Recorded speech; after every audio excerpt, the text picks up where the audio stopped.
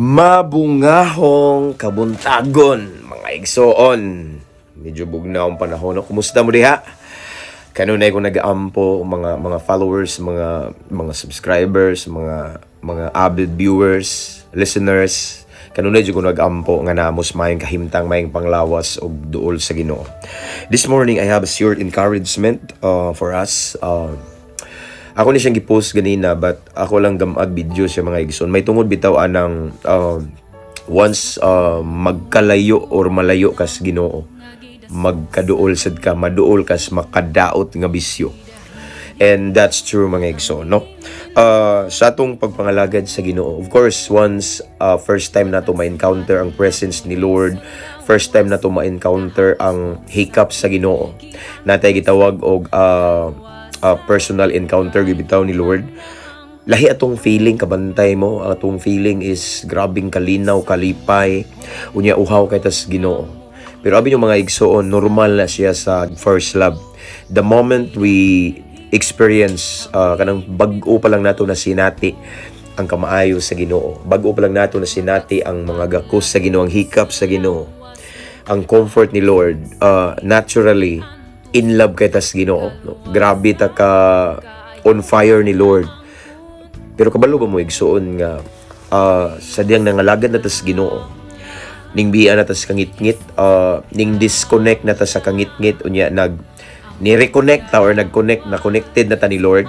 Ang yawa mahimo ta nilang ni or niya nga number one targeton gyud ta.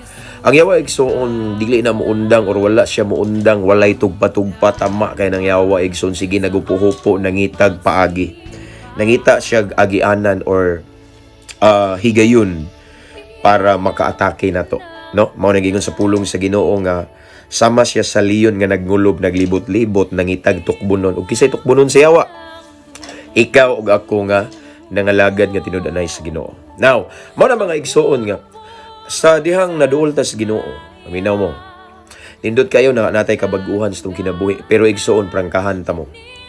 Ang yawa di na mo give up. Mangita siya paagi, mag-offer siya mga opportunity nga maghatag og kaayuhan in the future. Lipaton ta sa kabisi, no?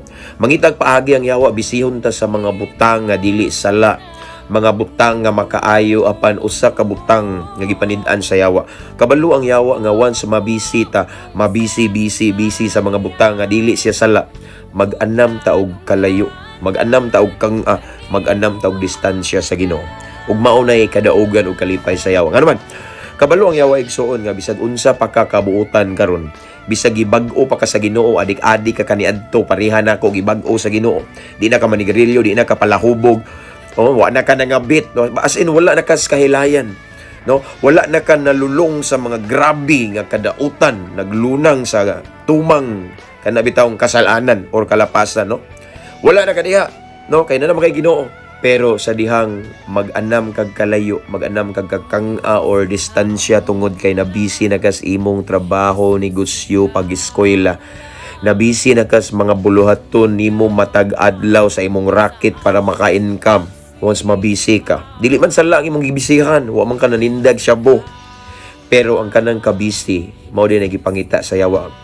Why? Kay kabalo siya nga once busy ka, magkalayo ka ug magkalayo gani ka igsoon, mag-anam ka og balik or maduol kag balik sa mga bisyo, mga daotang binuhatan nimo.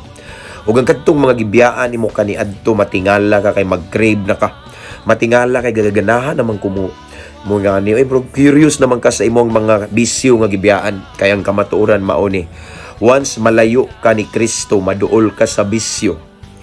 Amen. Mao na mga igsuon nga ayaw kumpiyansa. Usa lamang ni kapahinumdum nga di ta angay magkumpiyansa kay bisan karon gibag-o na ta, bisan karon na natay kabag-uhan sa kinabuhi, wa na ta nalulong sa makadaot nga bisyo, no? Wala na ta sa yawa karon. Wala na ta kupti sa demonyo, kung dili gikupta na ta sa Ginoo. Ay kumpiyansa kay kita ang number one target sa panuway sa yawa, giupo-upuan ta. But instead, akong ikadasig ninyo, pabilin nga hugta ang imong relasyon sa Ginoo, ang imong personal devotion ni Lord. Kanunaya ang pagkamainampuon everyday basa sa pulong sa Ginoo. Worship, paminaw og mga worship song or anything nga makapaduol nimo sa Ginoo buhata. Attend og mga Bible study, prayer meeting, or any activity sa church nga maoy makapalig-on, makapamatured sa imong faith, makapaduol nimo sa Ginoo.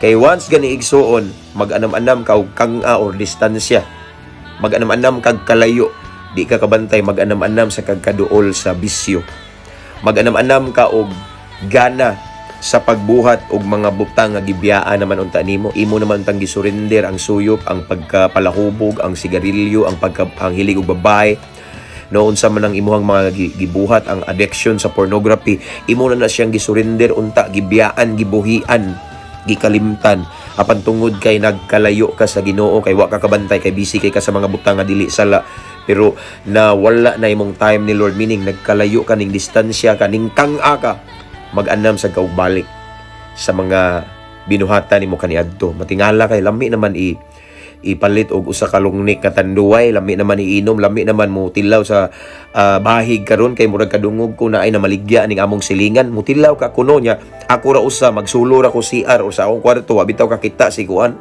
Bantay mo ang imong gikamuhian or ang imong gikalagutan, gikaligut-gutan o gibiyaan na matingala ka, ganahan na kagbalik, matingala ka, mangandoy na ang imong lawas nga numan nalayo naman kas Ginoo. Again, igsoon, praise the Lord kung gibag-o kas Ginoo, but dili lang diha pabilin sa presensya sa Ginoo. Remain connected to God, to Jesus Christ. Why? Aron magpadayon ang imong kabag-uhan.